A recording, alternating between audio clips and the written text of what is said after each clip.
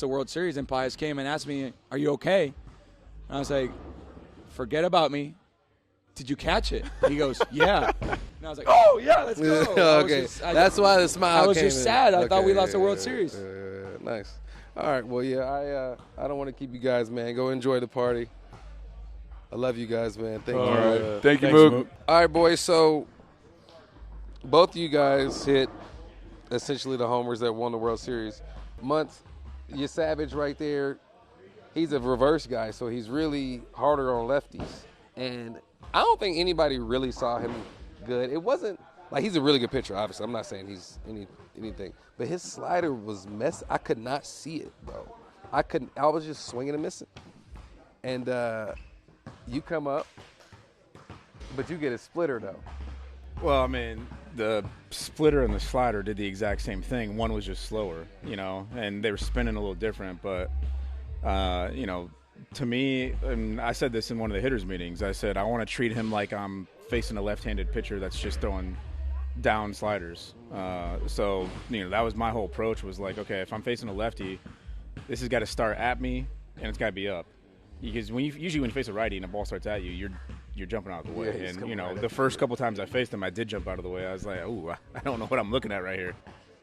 And he throws a splitter, you hit a homer. How do you feel like once you hit that homer, what was going through your head? Not necessarily about you, but about the game. Because when you hit that homer, I'm like, ooh, we got a chance of winning this game now.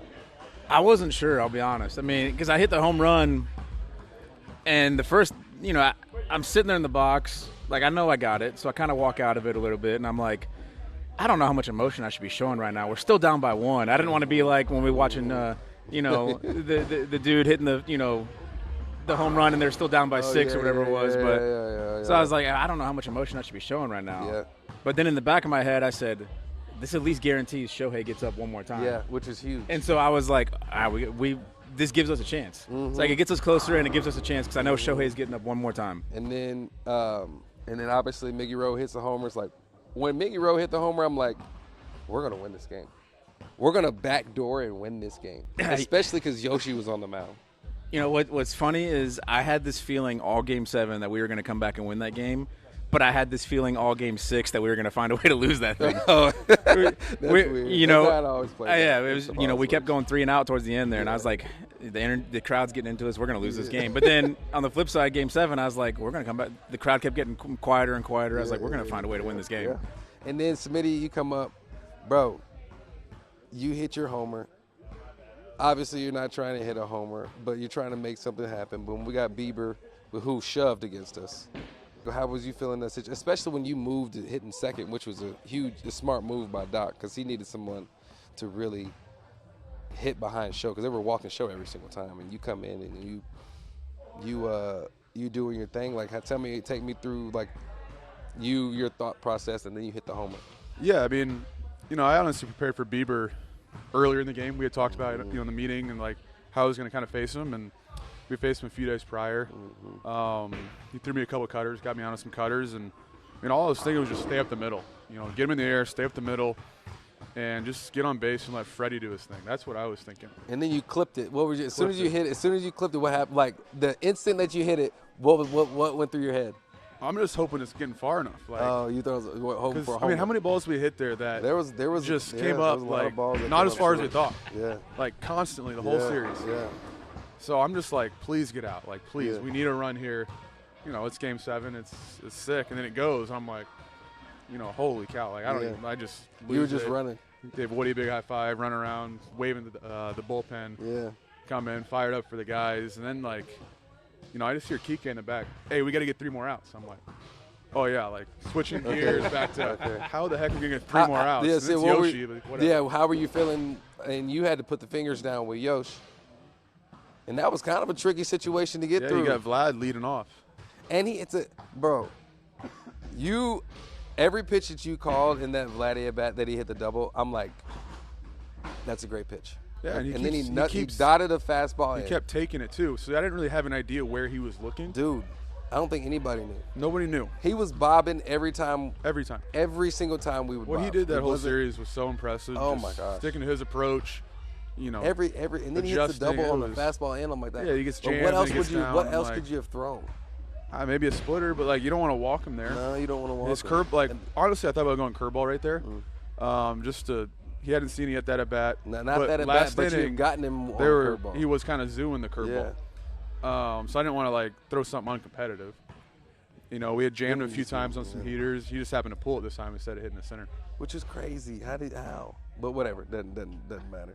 So then, boom, boom, boom, you're navigating through the situation. Then you get 0-2. Once we got the 0-2 to Kirk, because anytime before 2 strikes with Kirk, I'm not expecting anything on the ground. I'm expecting him to hit it fair, especially because he doesn't really swing and miss much.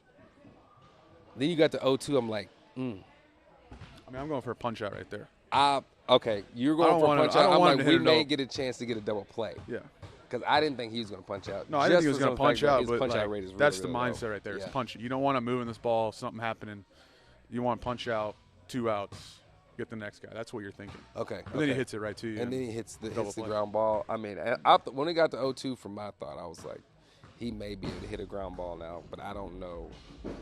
I thought at no point was he punching out first and third Alejandro Kirk. But, hey, you do your thing. All right, so y'all go ahead and do your thing, man. Thanks for coming on, Months. Love you, bro. Of course. You good.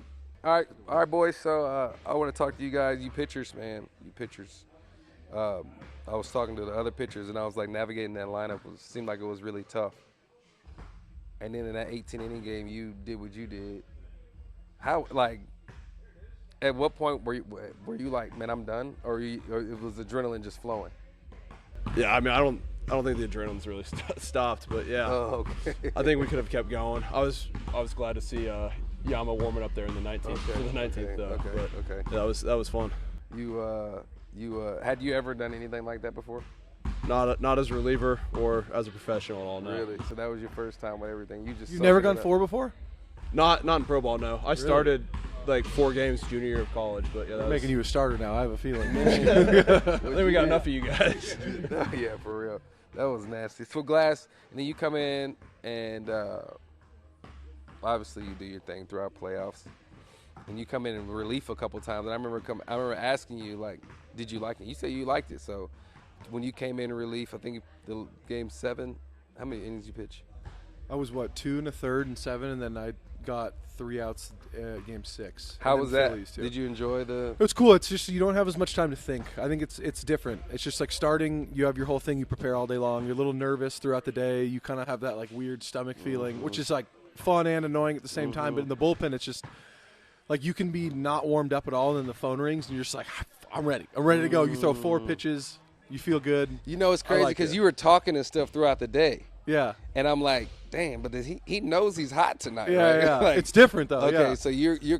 so you're more normal if you're in the bullpen. Yeah, I think not that you're not normal, but yeah, but like starting, I think because the whole day you're preparing and you have like an idea what you're doing, so your mind is like half like consciously there, consciously what you're doing. You're just trying to be normal throughout the day to like get it because you have to. It's like taking a test you've been preparing for. You know what I mean? You have like this thing you're preparing for. You're trying to do it. As a bullpen, you know what you want to do, but you don't know when you're getting in necessarily in the role that I was in. I had no idea. So they just throw you in there. And so there's no way to like mentally be like that, and you may not pitch.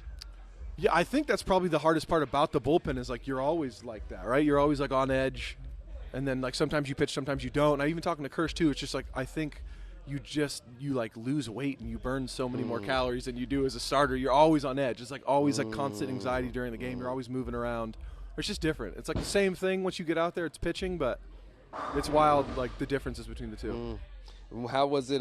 How was it for you navigating through their lineup? Like, was it just like you're throwing your stuff, or pretty normal? Careful? Like I mean, they obviously they had some guys that were hot. Yeah, I think like out of all the teams we played, for sure, I knew the Blue Jays would be the hardest team. I think even when they were playing Seattle and they were down, I was like, something's gonna happen. They're gonna win. Like I just know it. I think against the Rays too, they always gave me trouble. The Blue Jays have always been really good. They were probably one of like the top 3 offensive team the last like 5 years in a row. They've led like every offensive category. Yeah. They've always been good. But it is. I think it's more like I'll go to my strengths, but like there's certain things on the scouting report that are like glaring weaknesses, but like it didn't really work. They're just like they're a really good team, and they did a lot of really good things this series. Was it hard? So you see us go down, We're down 4-2. Boom, boom, boom. Was it hard to keep the vibes up, or how was that?